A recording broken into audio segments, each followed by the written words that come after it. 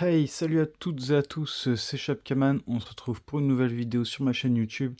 Donc passion cinéma, partage de la collecte. Et dans cette vidéo, ça va être une petite spéciale DVD, c'est pour ça que j'ai mis un petit décor de coffret DVD en arrière-plan. Et du coup, à peu près 25 films que je vais présenter, la plupart que je connais pas. Il y aura peut-être un ou deux titres que j'ai vus, j'en parlerai, on verra. Et du coup, quelques-uns sous blister, et la plupart c'est que des occasions. Voilà, des DVD qui traînaient depuis longtemps, des trucs que j'ai mis de côté à présenter un jour. Et on va commencer tout de suite avec Arachnophobie. Alors ça, je connais vraiment deux titres depuis pas mal d'années, hein. C'est un vieux film, je sais plus c'est de quelle année ça. 2003, ça a été... Ouais, je sais pas si c'est de 2003 ou si ça a été édité en 2003. En tout cas, la petite histoire, hein, bah, ça parle de soi, hein, arachnophobie, un truc sur les phobies d'araignées. En film d'araignée, je vais pas dire que je suis fan parce que j'en connais pas énormément au final. J'en ai quelques-uns dans la collecte. Je dois avoir Spiders 2. Je dois avoir Arak Attack. Celui-là, je le connais parce que je l'avais quand j'étais jeune en DVD, d'ailleurs, que je dois toujours avoir et qui était vraiment bien pour l'époque. Je sais pas si ça a mal vieilli ou pas, Arak Attack. C'était top. Et sinon, peut-être je dois avoir un vieux film aussi qui s'appelle Tarentule ou un truc comme ça. Et du coup, Arachnophobie, je crois que c'est peut-être le titre qui parle le plus, qui est peut-être le plus connu. N'hésitez pas à me dire en commentaire si vous connaissez d'autres titres de films d'araignées, voilà, de bestioles dans ce genre. Arachnophobie, donc pour commencer cette vidéo. Ensuite, World Trade Center. Donc, bah, ça parle de soi aussi, hein, je sais pas si c'est un reportage ou un film style reportage ou pas.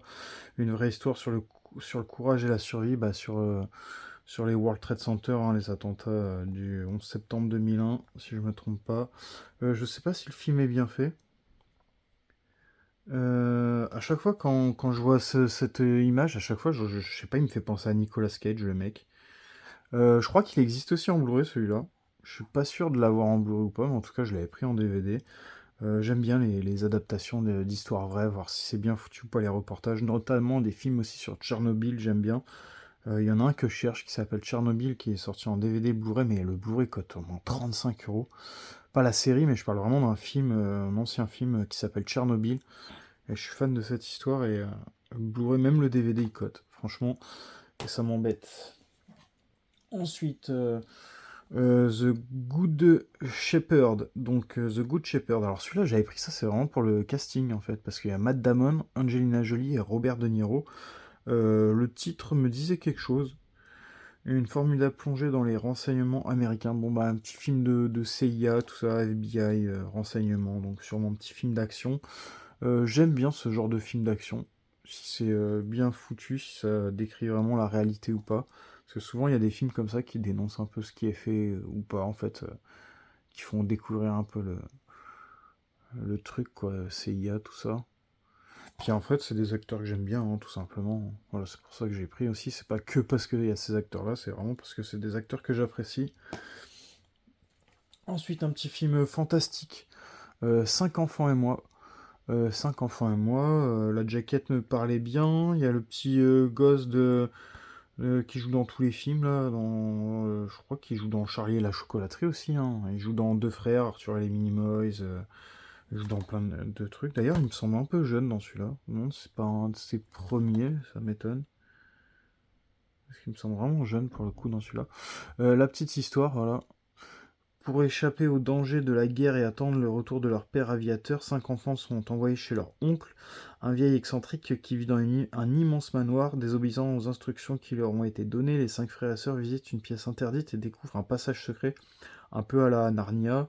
Celui-ci les mène à une étrange créature, le génie des sables, qui semble pouvoir exaucer les vœux les plus fous. Ouais, je suis vraiment fan de ce genre de film. Petit film fantastique comme ça. Voilà. Est-ce que ce sera bien foutu, la petite créature, là, ou est-ce que ce sera mal fait À voir, à voir. Je suis vraiment fan de ce genre de truc. C'est un truc que je pourrais me mettre comme ça un soir directement. Ensuite, toujours dans le même style film fantastique, Aboulélé. Alors ça me dit rien du tout. Certains secrets sont trop gros à cacher. Aboulélé au pays des hommes. Pareil, avec une petite créature fantastique. Mais putain, je me demande si je l'ai pas vu celui-là en fait. Aboulé au pays des hommes est un conte fantastique, émouvant et surprenant dans la veine de E.T. l'extraterrestre qui saura réveiller le monstre qui sommeille en vous. La petite histoire, si vous voulez en lire plus, voilà, n'hésitez pas à mettre pause. Voilà, ça je sais plus où j'avais chopé ça.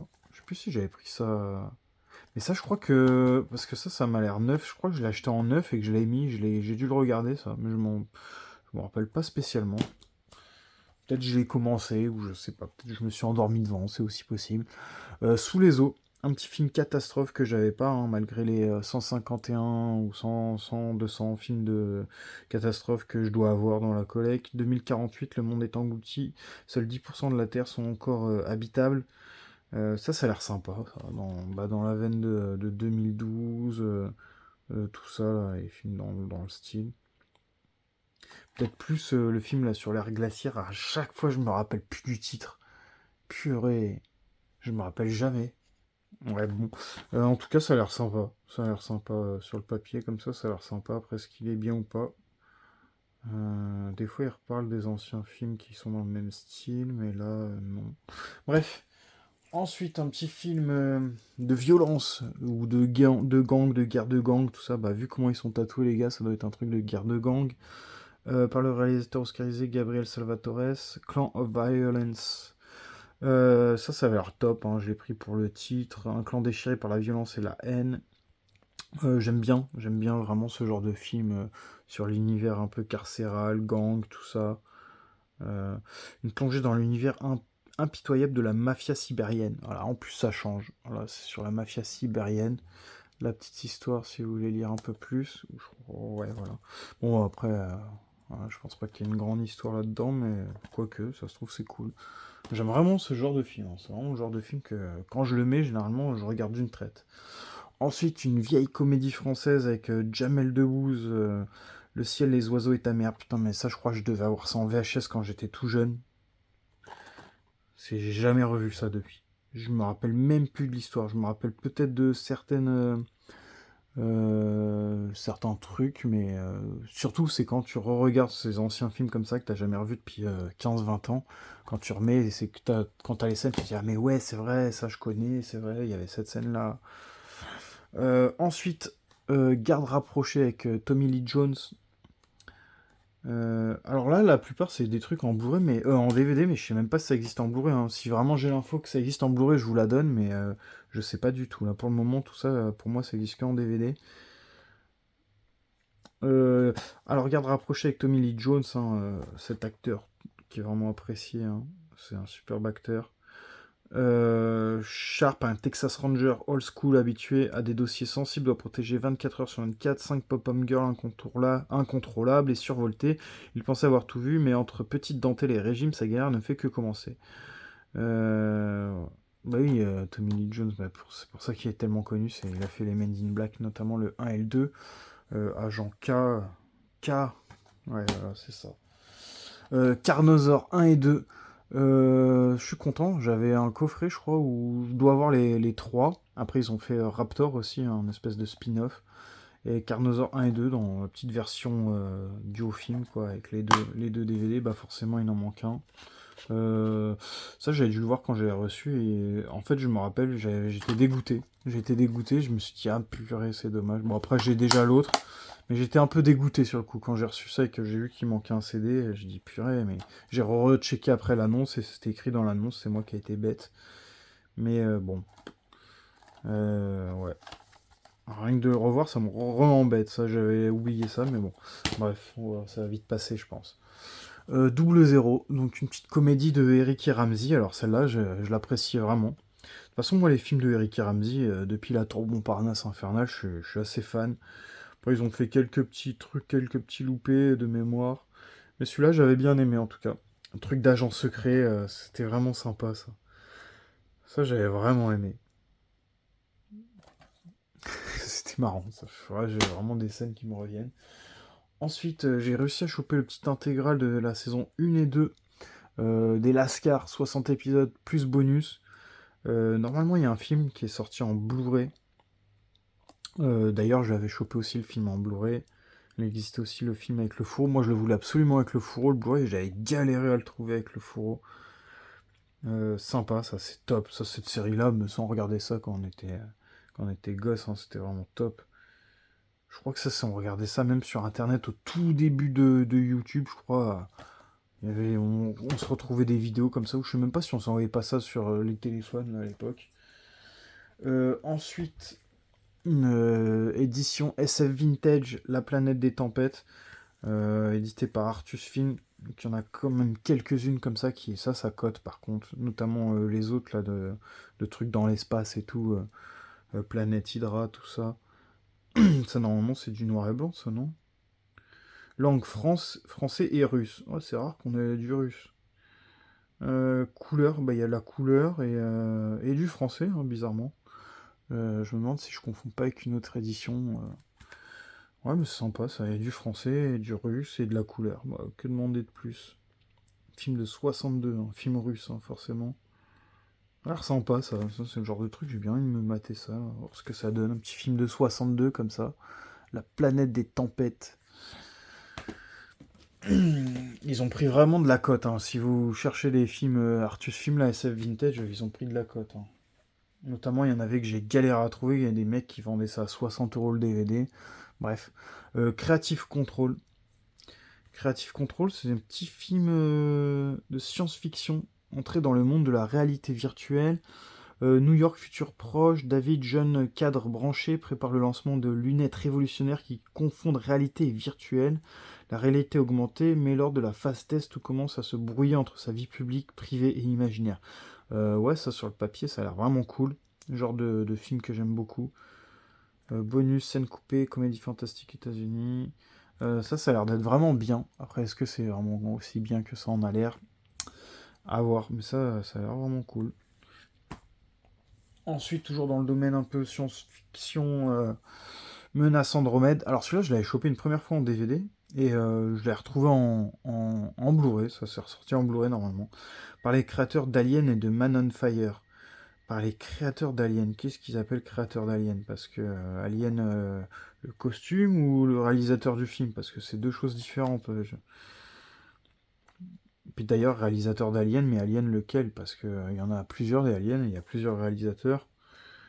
Donc voilà, la petite histoire, ça a l'air top. Un satellite s'écrase sur la Terre près d'une petite ville de l'Utah.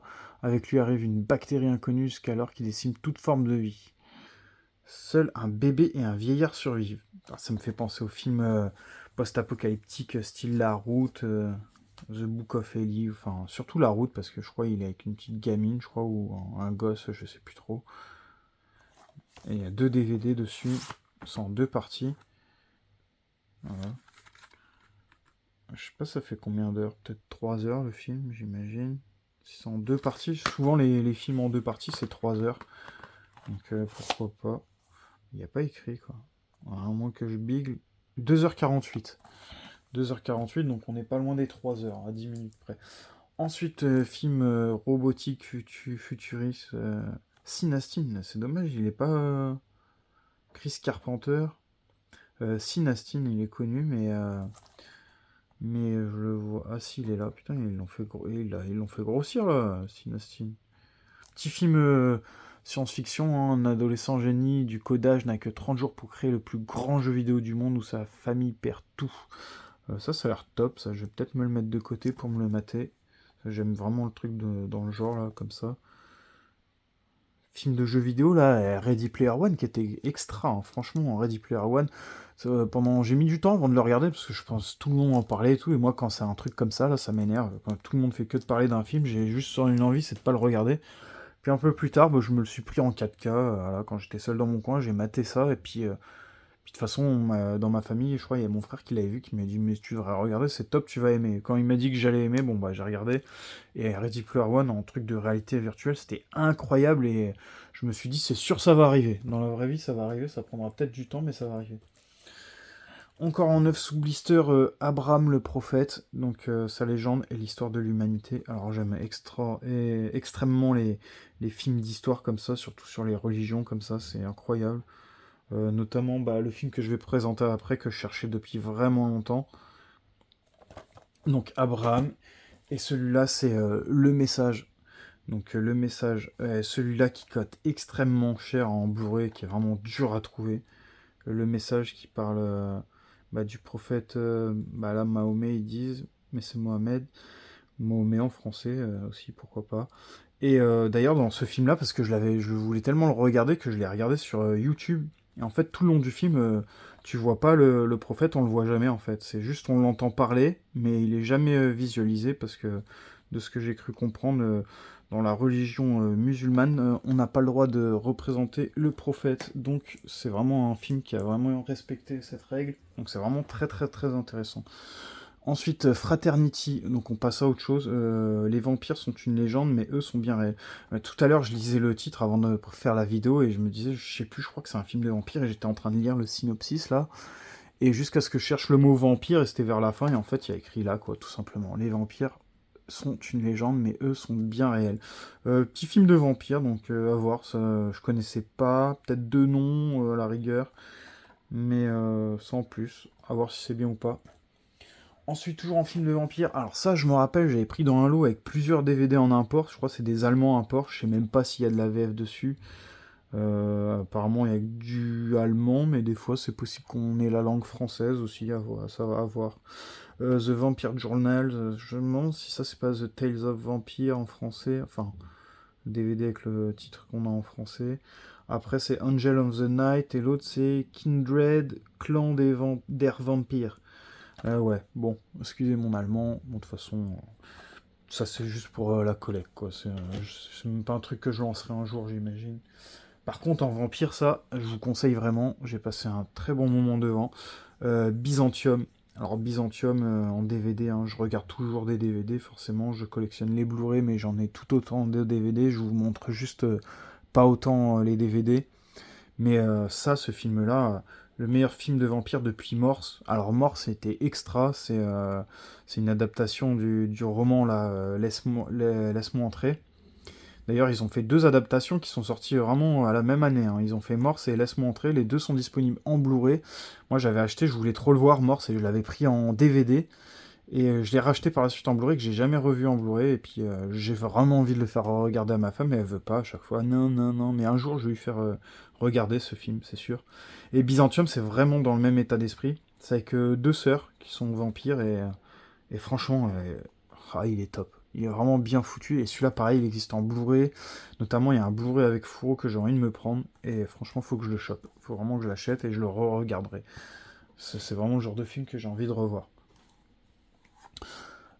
Evil Angel, bon pareil, encore un petit film. Ah ça, je sais pas si c'est non, du zombie, du vampire. Ça, je sais pas si c'est du vampire. En tout cas, c'est avec lui la Ving Rams, Ving Rams, je sais pas comment on dit. Ving Rams, en tout cas, je sais pas si vous le connaissez. En tout cas, il a joué dans Mission Impossible. Il a joué dans quoi d'autre? Pas dans l'Armée des Morts. Hein, c'est le gros costaud là, le black gros costaud là qui avec son fusil à pompe là, calibre 12. Incroyable. J'aime trop cet acteur. Bon, dans le film, je crois que c'est mon préféré acteur, hein. Après, celui-là, je le connais pas. Evil Angel. À voir. Ensuite, petit film d'horreur. Après, il va rester deux DVD. Ce sera déjà la fin de cette vidéo. Une Love Pet Story. Donc, ça a l'air intéressant. Si vous aimez quelque chose, ne le laissez pas s'échapper. Ouais, bon, quand même, on va éviter, hein. Parce que vu ce qu'il fait, le mec, 7 trentenaire. En plus, lui, il est connu, lui. Pareil, je crois qu'il a joué dans Le Seigneur des Anneaux aussi, là. Je sais plus comment il s'appelle. David Managan, je crois que c'est ça, ou un truc comme. Peut-être que je confonds. En tout cas, 7 trentenaire maladroit et inquiétant tente de séduire Holly, une serveuse, mais échoue lamentablement. De plus en plus obsédé par la jeune fille, Seth kidnappe Holly et l'enferme dans une cage, au refuge animalier où il travaille. Ouais. Ouais, ça a l'air sympa comme petit film d'horreur. Après avoir qu'est-ce qu'il va lui faire subir comme sévices, voilà. Ensuite, Léviathan, que j'ai récupéré aussi dans la collecte de mon père, mais sous une autre jaquette, par l'équipe de Titanic, Terminator et Alien. Donc là, j'ai récupéré dans une autre édition, en DVD, 9 sous blister. Un Blu-ray qui existe pour Léviathan, mais pareil, qui cote une blinde, je crois, qui est très dur à trouver et qui devrait ressortir en Blu-ray import espagnol avec VF. Donc ça, c'est plutôt cool. Donc les mecs qui vendent ça à 80€ le Blu-ray, bah, ils vont s'asseoir là-dessus. Ça va faire du bien. Et pour finir cette vidéo, Cosguard, pareil, celui-là, il existe aussi en Blu-ray, mais qui cote aussi. Quand je parle des cotes, forcément, parce que celui-là, je l'ai vu à 35 euros et ça marque en fait, tout simplement, quand tu as un Blu-ray qui cote 35 balles, 40 balles, 50 balles, que tu l'as dans tes favoris, et ça marque. Et en tout cas, je le voulais celui-là, donc je l'ai pris en DVD. Kevin Costner, Ashton Kutcher, donc dans Secourir ou Périr, film de péril en haute mer, tout ça. D'ailleurs, il y a un film qui s'appelle comme ça, Péril en haute mer. Mais c'est exactement ça, en fait, tout simplement. Et je crois que je l'ai jamais vu de mémoire. Et je suis fan de ce genre de film. Et en plus, il y a un bon casting. Donc, si vous l'avez vu, n'hésitez pas à me dire s'il vaut vraiment le coup ou pas. Ça, c'est vraiment le genre de film que j'ai bien envie de me reprendre en Blu-ray. Donc voilà, la petite sérigraphie interne. Tac. Et on va rester là-dessus, les amis. J'espère que la petite vidéo spéciale DVD vous aura fait plaisir. Et n'hésitez pas à me dire en commentaire s'il y a des gens qui collectionnent que les DVD, que les Blu-ray, ou si vous aussi vous êtes comme moi et que vous collectionnez les deux. Ça m'intéresse vraiment et de savoir tous ceux qui sont restés jusqu'au bout de la vidéo et qui ont vraiment regardé tous les titres que j'ai présentés. Et merci à tous et à la prochaine pour une nouvelle vidéo. Allez, ciao ciao.